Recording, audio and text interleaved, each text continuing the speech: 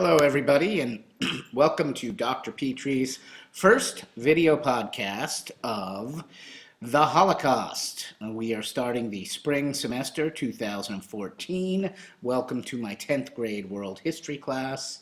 And we're going to start off this semester with a look at the Holocaust. All the students in my class will be entering a Holocaust Remembrance Contest, which is sponsored by Chapman University. Students will produce either an art piece, a poem, an essay, or a short film about a Holocaust survivor and about how their memory should be preserved. So this series of, I believe, 8 lectures will give you everything you needed to know about the Holocaust and make you, enable you to put together a really nice project. So the Holocaust is a dark period of time, one of the worst periods in our world's history because it was a genocide of Europe's Jewish population. Over 6 million Jews were killed by Hitler's World War II German Nazi machine. Now, the term genocide was coined by a man named Raphael Lemkin in 1944, and according to the United States Genocide Convention, the term denotes acts committed with intent to destroy, in whole or in part, a national, ethnic, racial, or religious group as such. More specifically, genocide includes deliberately inflicting on the group conditions of life calculated to bring about its physical destruction in whole or in part.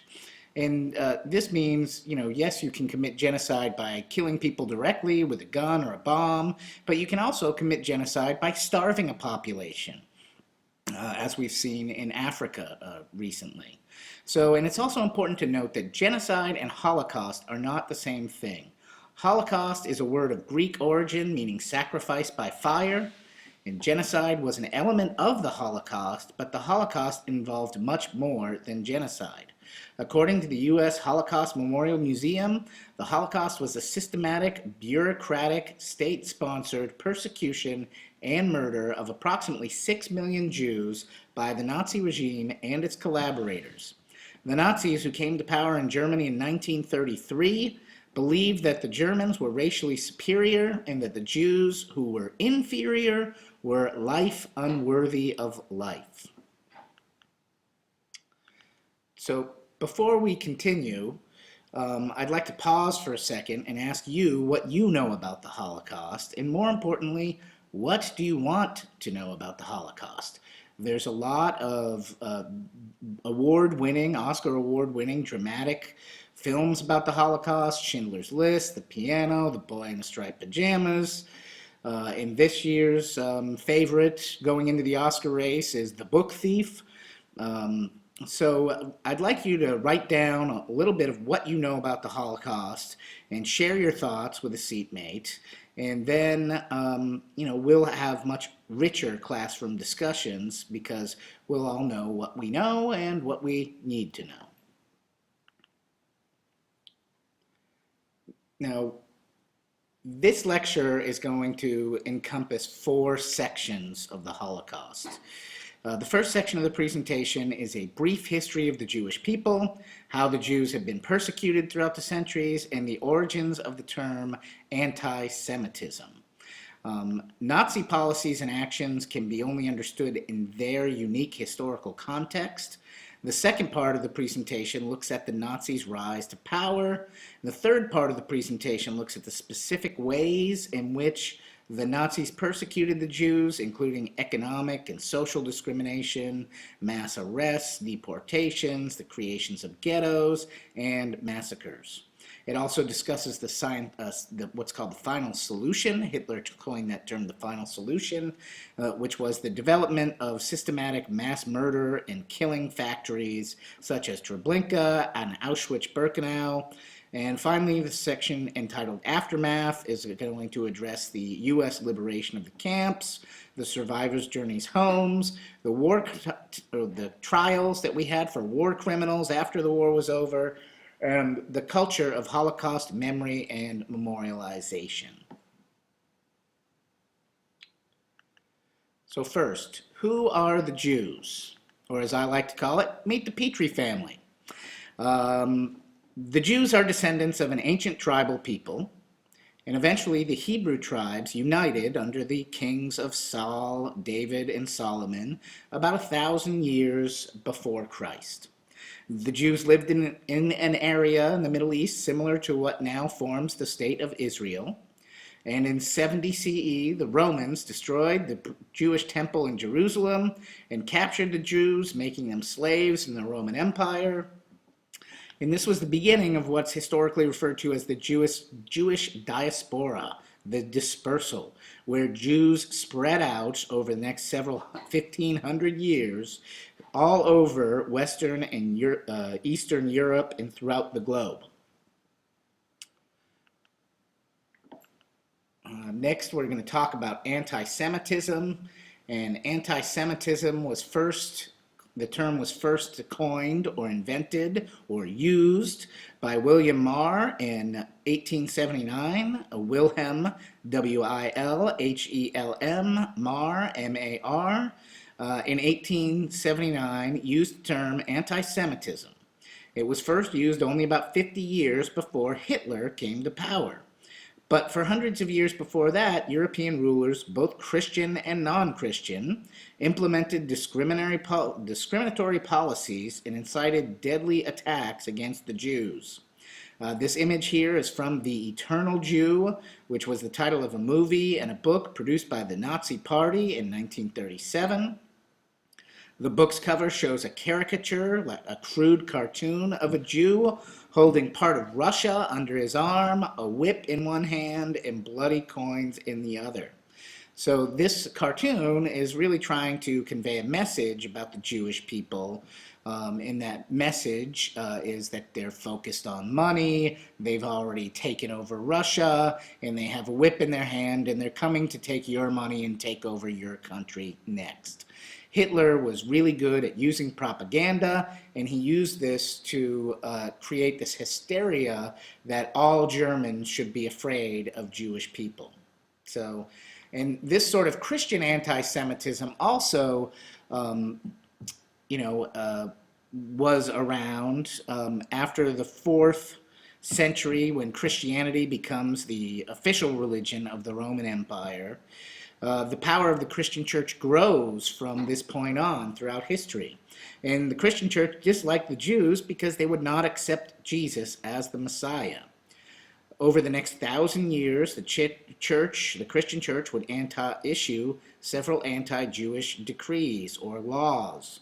In addition to denying civil rights to Jews, the church passed laws which excluded Jews from holding public office, which allowed the burning of Jewish books and synagogues, and which forced Jews to wear a badge on their clothes way back in 1215. In the 11th century, the Crusaders, who had gone to the Holy Land to get rid of the Muslims, infidels they were called, they also murdered Jews, and they also stole Jewish property on their way to the Middle East. In Switzerland and Germany during the 14th century, Jews were accused of starting the bubonic plague. And the people who were afflicted by the plague thought that the Jews were poisoning the drinking water. But in reality, it was because the Jews who kept kosher would always wash their hands before eating a meal, and they always separated their meat from their vegetables and used different cutting boards to prepare those things. So the bacteria that helped the bubonic plague grow was never really allowed in Jewish households. And this sort of false accusation, this general prejudice against the Jews, was reinforced because during the plague, whole villages would be wiped out, except for the Jews would survive. So also during this time, many people in city governments and little town village governments owed money, lots of money, to Jewish lenders, and they saw this as an opportunity to get out of paying this money back. So a lot of towns called out for blood and revenge, and many town councils carried out mass executions of Jewish residents in the 14th century during the bubonic plague. In 1516, the governor of Venice forced Jews to live in a particular area of the city, which would be called Ghetto Novo, and this established the first ghetto in Europe. And it's important to understand that the term ghetto simply means a neighborhood containing one ethnic group. We have poor areas in Los Angeles where lots of different ethnic groups live, and they're all poor. That really is not a ghetto, even though it's commonly referred to as a ghetto. The ghetto specifically means one ethnic group lives in this neighborhood. So, also in the 15th century, the Spanish Inquisition was revived in order to sort of bolster or strengthen the Catholic faith, and they began punishing heretics or people who did not follow the Catholic religion exactly. And Jews, Muslims, and Protestants were all targeted by these Spanish Inquisition. The Spanish monarchs Isabella and Ferdinand passed a law expelling all Jews from Spain, and in the years that followed, other European countries, England, France, Germany, and Portugal, also expelled their Jewish populations. So there's a lot of Christian anti-Semitism that is well documented, and it goes back thousands of years. And Hitler used this to capitalize on what was a dark time in German history. Here you see a picture of dead bodies, Jewish dead bodies, underneath the Christmas wreaths at Buchenwald, which was a concentration camp. In the past, whereas Christian missionaries had forced Jews to convert to Christianity and get baptized, secular rulers had also isolated the Jews into ghettos and away from the rest of the population. The Nazis also isolated Jews and ultimately planned for their widespread mass execution. This quote comes from a 1961 book by Raoul Hilberg. It's called The Destruction of the European Jews, and it's also in the Holocaust Museum. Now, the last slide I'm going to talk to you about today is about Martin Luther. And we all know the priest, Martin Luther, who was the 15th century German priest who reformed the Catholic Church and split it in two. Don't confuse him with Martin Luther King Martin Luther King Jr., the U.S. civil rights leader. Martin Luther, the priest, started the Protestant Reformation. He published a lot of books. The most famous is called On Jews. Oh, no, I'm sorry.